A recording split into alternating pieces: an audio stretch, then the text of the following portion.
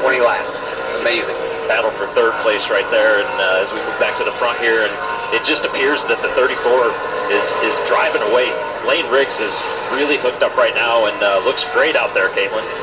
Yeah, Regan, he certainly does. I had a chance to talk with him earlier, and he said ever since they had their win at Pocono, he feels like they are poised to run after a championship. He said our team is just peaking at the right time. He said overall as a competitor, I feel like I've grown a lot this season and being very comfortable with these racetracks, not overthinking things too much. And he also said this place in particular, he feels like he can really capitalize. He's had some top 5 performances here, and he knows the short tracks are his strong suit, guys.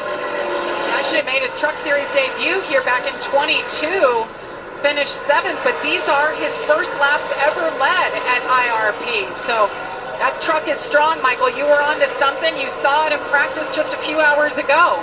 Yeah, I just like the way he wasn't bobbling as much as the other truck. We saw a lot of guys with the rear ends hanging out. He seemed to be able to squeeze the gas down, keep that thing pointed in the right direction as he puts a lap there on Jordan Anderson up off turn 2. Look at this battle trying to get around the lap traffic. That's Chandler Smith, Lane Riggs' teammate, in 3rd. He's got Ty Majeski running 4th. Let's get an update on Chandler, Josh.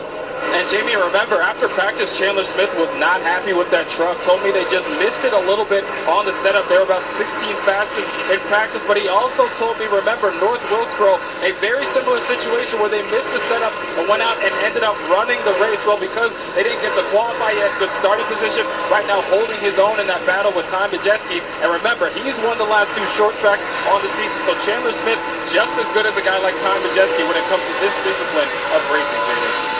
Josh, that's a great point about North Wilkesboro. They did. I mean, they figured it out and reeled him in, and that was his 2nd win of the season.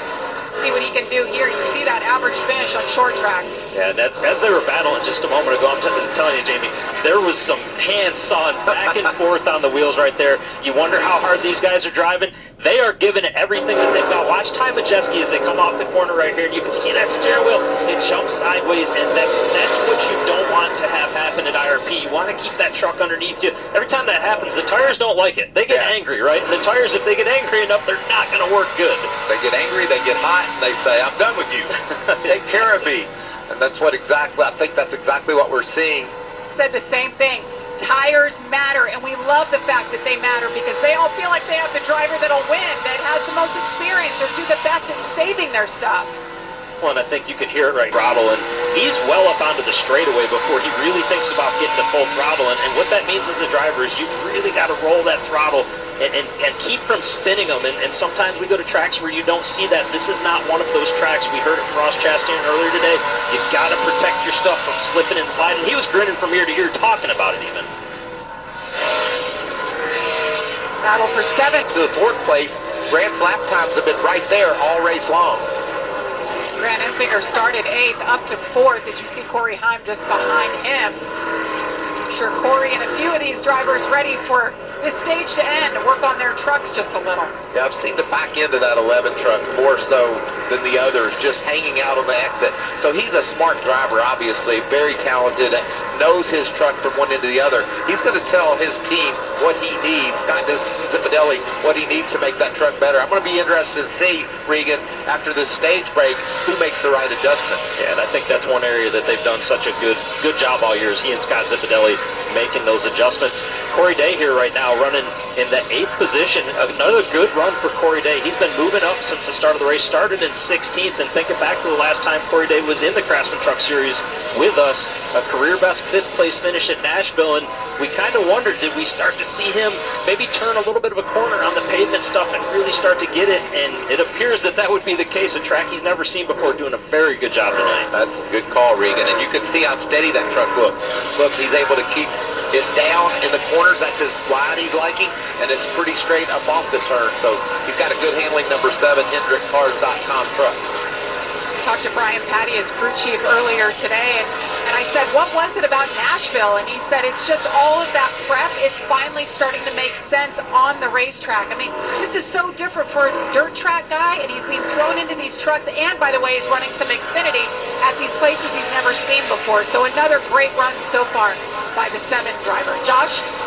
Jamie, to your guys' point, I talked to Corey just before he hopped in the truck, and he said something really clicked for him in that Nashville race. He felt like he turned the corner, so he was excited to get back out here. It's been a while, he said, since he's been in the truck, but he said these type of tracks tonight are the ones he loves, where you can move and run very different lines. He was very confident about what he can do out here tonight, and you're seeing him put that on display right now in this first stage of the race.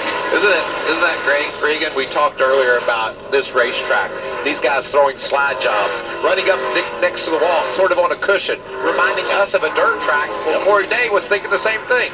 Yeah, and I think you're seeing Corey do that right now, and it's cool to hear Josh talk about that, right? Because where do the guys that come off of dirt excel? It's at a racetrack that's got multiple grooves where you can really move around, and he is as low as anybody right now. He's almost in. If he wants to go a little lower in 3 and 4, he's going to be in the grass. So I don't recommend that, but who knows? Maybe he'll try it. Just 4 laps to go here in stage number 1. Lane Briggs, guys. He's in a zip code of his own. Over a 3-second lead for him over Ty Majeski. Chandler Smith, Grant Enfinger, Corey Heim, the top 5. Now you got to worry about how you adjust that 34 truck. You know, we had different rubber from the ARCA series that was on the track when the race started. It's cooling off. That's going to change things. Do you just leave that truck alone, or do you have to adjust it a bit to predict how the conditions might change as we race into the night? And this is where good notes are going to pay off for all of these drivers, right? And especially the ones that have been here before, that kind of think they know which direction it's going to go. Not only the rubber, as you mentioned, the sun's going down, Michael, and there's going to be another shift when we do the second pit stop as well.